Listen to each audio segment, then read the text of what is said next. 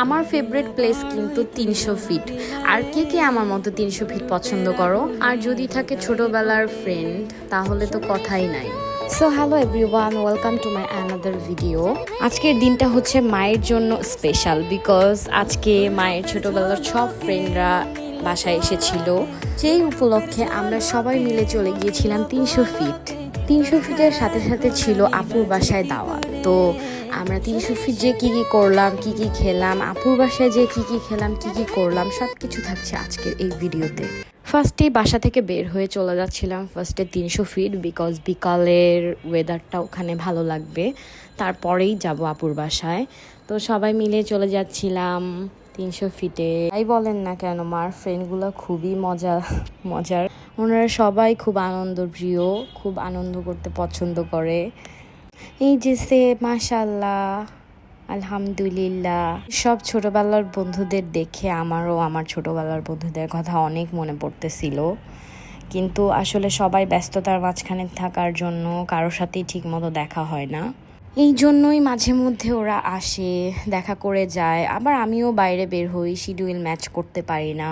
এখানে সায়ান তার আন্টিকে খুবই জ্বালাচ্ছে, আর অলরেডি গাড়িতে অনেক জ্বালাইছে।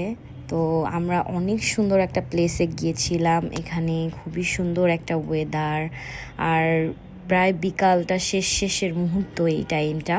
আমি জানি না আমার ভিডিও তোমাদের কাছে কেমন লাগে, বাট আমি পেজটা কিন্তু খুলেছিলাম 2021 সালে, বাট আমার ভিডিও কন্টিনিউ করা হয়নি। আমি এক্সপেক্ট করি যে যাদের ভালো লাগবে তারা একটু কমেন্ট করবা, শেয়ার করবা। সো এটার জন্য থ্যাংক ইউ বলে দিচ্ছি। আমি এর আগেও মায়ের সাথে এখানে এসেছি, আমার হাজব্যান্ডের সাথেও এসেছিলাম, কিন্তু তখন আমি ভিডিও মেক করতাম না। এখন কি ভিডিও আপলোড করতামও এতদিন, তাহলে মিনিমাম 2-3 হাজার ভিডিও তো আমার হয়েই যাইতো।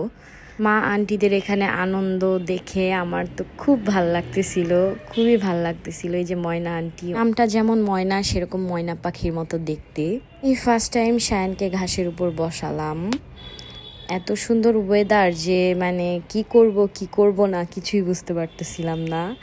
তো ঘোরাঘুরি তো আনন্দ খুবই ভালো হচ্ছিল। তো এখন যেহেতু সন্ধ্যা ভাব, তো আমরা সামনের দিকে একটু যাব ব্রিজের ওখানে।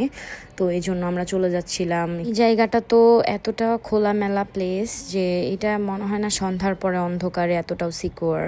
তো আমরা সামনের দিকে চলে যাচ্ছিলাম। সামনের দিকে অনেক সুন্দর জায়গা আছে, বাট খাওয়া দাওয়া হচ্ছে সবাই ৩০০ ফিটে অবশ্যই রাতে করে, কিন্তু দিনের বেলা ঘুরতে আসা উচিত বিকাল টাইমে।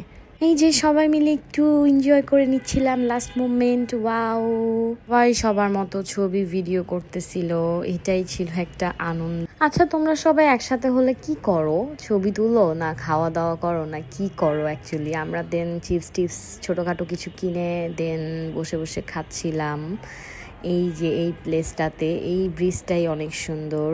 খাচ্ছিলাম এখানে বসে বসে, আনন্দ করতেছিলাম, দেখতেছিলাম পরিবেশটা কি সুন্দর। আমি কখনোই ভাবি নাই যে আমি এভাবে পাবলিক হয়ে যাব, কারণ আমার পাবলিক লাইফ পছন্দ না। আমি সবসময় প্রাইভেট থাকতেই পছন্দ করতাম। আসলে তার একটাই কারণ, মানুষ ভাবে শো অফ অ্যান্ড কুনজর তোর সাথে আছে। এই কয়েকটা কারণেই আমার ভিডিও আপলোড করা হইতো না, কেন জানি মনের মধ্যে কেমন জানি লাগতো। সো আমি চাই সবাই আমাকে অ্যাপ্রিসিয়েট করো অ্যান্ড দোয়া করো আমার জন্য, আমার ফ্যামিলির জন্য। এখানে মালাই চা অর্ডার করে দিয়েছিলাম আমাদের জন্য। ৩০০ ফিটের মালাই চাটা অনেক মজা, কারণ ওরা দুধ অনেক ঘন করে দিয়ে বানায়। এটা অনেক জায়গায় পাওয়া যায়। সো সবাই বসেছিল, আড্ডা দিচ্ছিল, গল্প করতেছিল আর চা খাচ্ছিল, কি মজা। আশেপাশে একটু ঘুরে দেখতেছিলাম, কি সুন্দর বাচ্চাদের খেলার একটু জোন আছে, খেলতে পারবে। ততক্ষণে 8টা বেজে গিয়েছিল, অ্যান্ড 8টার সময় আর কেউ খেতে চাচ্ছিল না ওখানে। তো আমরা আপুর বাসায় রওনা দিয়ে দিয়েছি, কারণ ওখানে যদি খাই তাহলে আপুর বাসায় যা আর খেতে পারবো না। দেন সবাই মিলে আপুর বাসায় নেমে ওয়েট করতেছিলাম লিফটের জন্য। এখানেও সবাই গল্প আড্ডা, সব জায়গায় শুধু গল্প আর গল্প। আপুর বাসায় ঢুকে গেলাম। ঢুকে আপুর গোছানো বাসা দেখলেই আমার মন ভরে যায়, বিকজ আপু অনেক শৌখিন অ্যান্ড গুছানো। আপু এত সুন্দর করে ডেকোরেশন করছে খাবারগুলা, মানে আপু শুধু খাবারে না সব কিছুতেই মানে সে ফিটফাট পছন্দ করে অনেক। আর যদি দেখে কাউকে একটু অন্যরকম, তাহলে তাকে কেন এটা করছো, কেন এইভাবে করছো, হবে না। আপু দেখতে যেমন সুইট সেরকম সব কিছু আপুর সুইট। আমার কাছে তো খুব ভাল লাগতেছিল, এত সুন্দর করে ডেকোরেট করছে আপু। এই যে এখানে ডেজার্ট আমার পছন্দের। সবাই ওদিকে অনেক আড্ডা অনেক গল্প করতেছে আর এদিক দিয়ে আমি ভিডিও করতে ব্যস্ত। এদিক দিয়ে আমার জামাই আমাকে বলতেছে তানিশার কুকারিজগুলি এত সুন্দর, আর তোমরা বাসায় কুকারিজ কি কিনো এগুলা? এই আপুর মতো হওয়া পসিবল না আমার পক্ষে। আচ্ছা সবাই কই? এই যে আবার সবার মাঝখানে চলে আসলাম।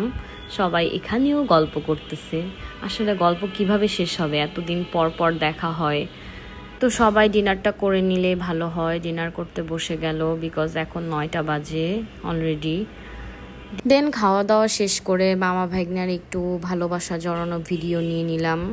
তারপর হচ্ছে চা টাইম। এখন চা, আন্টিরা অনেক বেশি চা খেতে পছন্দ করেন, এই জন্য দেন চায়ের ব্যবস্থাও করেছিল। এই বাসার মানুষ অতটাও চা লাইক করে না। চা যে রেগুলারলি যেটা খায় মানুষ, ওইভাবে বাসায় খায় না চা।